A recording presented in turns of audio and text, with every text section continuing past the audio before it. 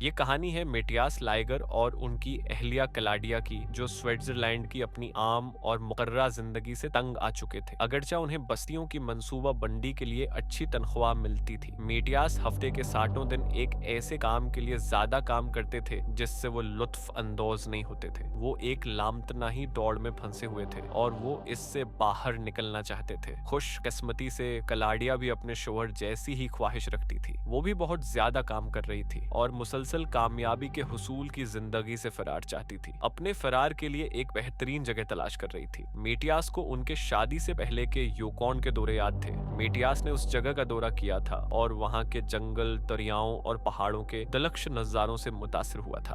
वहां के अमदा सादा लोगों, जंगली जानवरों और वसिया खुली जगहों का तो जिक्र ही किया जिनका उसने सामना किया। बिलाखिर दोनों ने अपनी हर चीज बीच कर रकम जमा की और कीनीडा के इलाके योकोन के लिए एक किराए की चलने वाली रहायश गाह आरवी ली। उन्होंने टेसलन गांव के करीब जनूबी केनल सड़क पर गाड़ी चलाई और 4 माइल नाले पर एक देही जमीन के रास्ते में दाखिल हुए। 2006 में उन्होंने एक घर खरीदा और फिर कभी वहां से नहीं गए। दोनों ने पहले तो जदोजहद की, लेकिन बिलाखिर व्हाइट हारिस के एक होटल में नई नौकरियां मिल गईं। कलाडिया कमरे साफ करती थी जबकि मेटियास कपड़े छांटते थे। वक्त गुजरने के साथ कलाडिया को टीसला कतब खाने में काम मिल गया और मेटियास को टीसलाटिंग कदीम कबीले के मालियाती शाबे में मुलाजिमत मिली। फिर भी दोनों अपनी जिंदगी में कुछ कमी महसूस कर रहे थे। वो कुछ बनाना चाहते थे और इस तरह उन्होंने यूरोप वालों को जंगली सफर और रहने की जगह की पेशकश करते हुए एक कारोबार शुरू किया जो खुली फजा का जायका लेना चाहते थे। उन्होंने अपनी कंपनी का नाम जंगल की सांस रखा और यह कारोबार के लिए एक मौजू नाम था जो आने वालों को योकोन की खूबसूरती का तजर्बा करने का मौके फराहम करता था। योकोन की देही जिंदगी स्विट्जरलैंड की इनकी शहरी जिंदगी से बहुत मुख्तलिफ थी। उन्हें हर चीज खुद ही ठीक करनी पड़ती थी। पानी का निजाम, शमसी तख्तियां और यहाँ तक कि अपनी लकड़ियां भी खुद ही काटनी पड़ती थीं। बिलाखिर दोनों ने ये काम मुमकिन बनाया और कारोबार आसानी से चलने लगा। बकंग आने लगे। दोनों को भूरे रीछों के इलाके में होने का अच्छी तरह इल्म हो गया और उन्होंने हर मुमकिन एहतियाती तदाबीर अख्तियार की।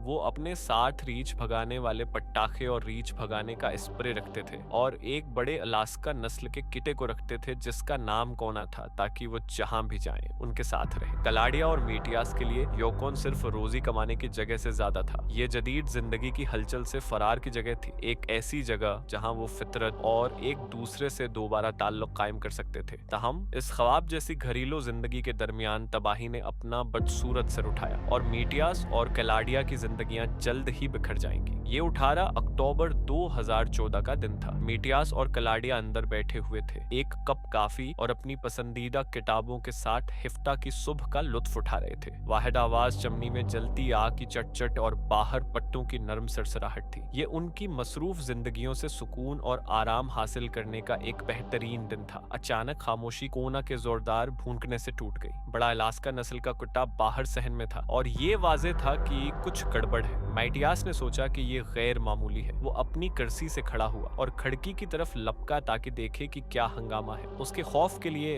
ये एक भौरा रिछ था जो इनके घर की तरफ आहिस्ता आहिस्ता आ रहा था। बड़ा जानवर नाराज और बदहवास नजर आ रहा था और ये वाजे था कि वो इन तक पहुंचने तक नहीं रुकेगा। ताहम रेच आम से ज्यादा मौसम ज़दा और दबला नजर आ रहा था। करीब आने वाला भूरा रीछ 38 साल नर था जो अपनी जिंदगी के आखिरी दौर में था। रीछ आम तौर पर सिर्फ 25 साल की उम्र तक जिंदा रहते हैं। ये रीछ इंतहाई बूढ़ा था। ये गैर मामूली नहीं है कि नर रीछों को बड़ा होने पर मजबूत नौजवान नरों के जरिए अपने अहम मस्कन से बाहर धकेल दिया जाता है। बदकिस्मती से ये पुराने रीछ आने वाले मौसम सरमा के लिए काफी तवानाई और चर्बी जमा करने के लिए जदोजहद करते हैं, जिसकी वजह से वो खुराक के आसान जराए तलाश करते हैं। ये चीज उन किस्म के रीछों को ज्यादा खतरनाक बना देती है। कलाडिया और मेटियास गलत वक्त पर गलत जगह पर थे। रीछ अपने पछले पांव पर सीधा खड़ा हुआ और खिड़की से टकरा गया। रीछ के वजन तले शीशा टूट गया। वो उनके घर में दाखिल हो गया। कलाडिया और मेटियास खौफजदा हो गए। उन्होंने कभी रीछ को इतने करीब और जारहाना नहीं देखा था। उन्होंने जल्दी से महसूस किया कि उन्हें घर से बाहर निकलकर छिपने के लिए एक महफूज जगह तलाश करने की जरूरत है। कलाडिया बाहर की तरफ भागी और अपनी बड़ी गाड़ी में छिपने की उम्मीद की जो रास्ते में खड़ी थी। मेटियास करीब खड़ी दूसरी गाड़ी की तरफ बढ़ा। रैच उन्हें तलाश करने लगा। बलाखिर उसकी तौजा मेटियास की तरफ मबजूल हो गई। 400 पाउंड का जानवर गाड़ी के अगले हिस्से पर खड़ा हो गया, बजाहिर शिकार की तलाश में।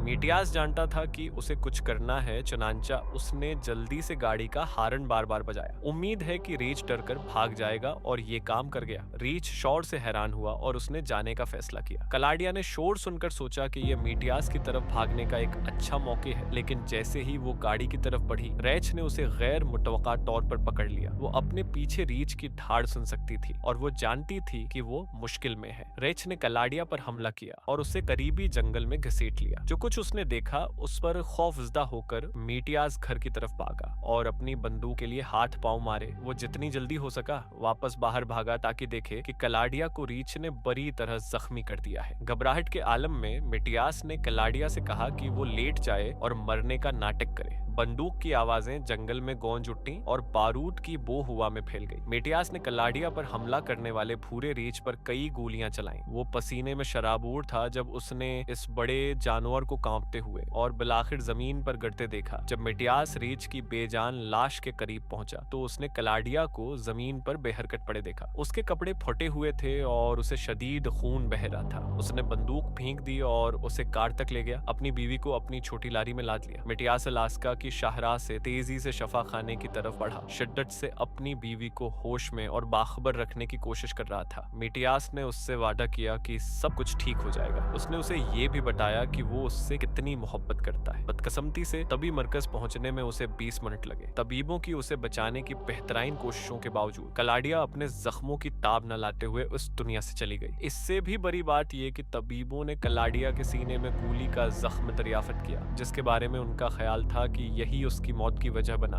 मिटियास को ऐसा लगा जैसे किसी ने उसे पीठ में मुक्का मारा हो। उसे खबर पर यकीन नहीं आ रहा था। अगरचा उसने कलाडिया की मौत की जिम्मेदारी महसूस नहीं की, लेकिन ये सोचकर वो मगलूब हो गया कि उसकी चलाई हुई गोली ने उसे मार डाला। योकोन की बड़ी जांच कनंदा क्रिस्टन मैकडोनाल्ड के मुताबिक मिटियास इस सूरत हाल में कुछ मुख्तलिफ नहीं कर सकता था। रैच शिकार करने के अंदाज में था और कलाडिया की मौत तक हमला रोकने का कोई इरादा नहीं था। मिटियास को इन खौफनाक हालात के पेश नजर अपनी बेहतरीन सलाहियत के मुताबिक इस जानवर को मारना पड़ा। ताहम कलाडिया का मरने का नाटक करना इस वाकये के तबाहकुन इंजाम में किरदार अदा कर सकता था। मैकडोनाल्ड ने कहा कि शिकारी हमलों के दौरान शिकार होने वाले शख्स को मरने का नाटक नहीं करना चाहिए, बल्कि उसके बजाय लड़ना चाहिए। मिटियास ने कलाडिया से लेटने को कहकर अपनी गलती तस्लीम की। ताहम सूरतहाल की घबराहट की नौयत की वजह से उसने अपना तवाजुन खो दिया और सीधा नहीं सोच सका। बिलाखिर मिटियास को अपनी बीवी के खो जाने के हकीकत को कबूल करना पड़ा। रीछों के इलाके में रहने के बावजूद मिटियास रीछ के लिए कोई गुस्सा महसूस नहीं करता। उसने सोचा कि वो वही कर रहा था जो फितरत चाहती थी। ताहिम वो अब भी अपनी बीवी कलाडिया की मौत का गम मना रहा है। मिटियास ने एक बात चीट में कहा, कलाडिया वो हमेशा मेरे साथ रहेगी, वो हर जगह है, वो शमाली रोशनियों में है या कौओं में या कहीं भी। कलाडिया हबर की मौत एक दिल दहला देने वाली याद दहानी थी कि राइचों के इलाके में रहना खतरे से खाली नहीं है, और यहाँ तक कि अपने घर की हिफाजत में भी आपको अब भी अपनी खौफनाक आखिरी मुसीबत का सामना करना पड़ सकता है।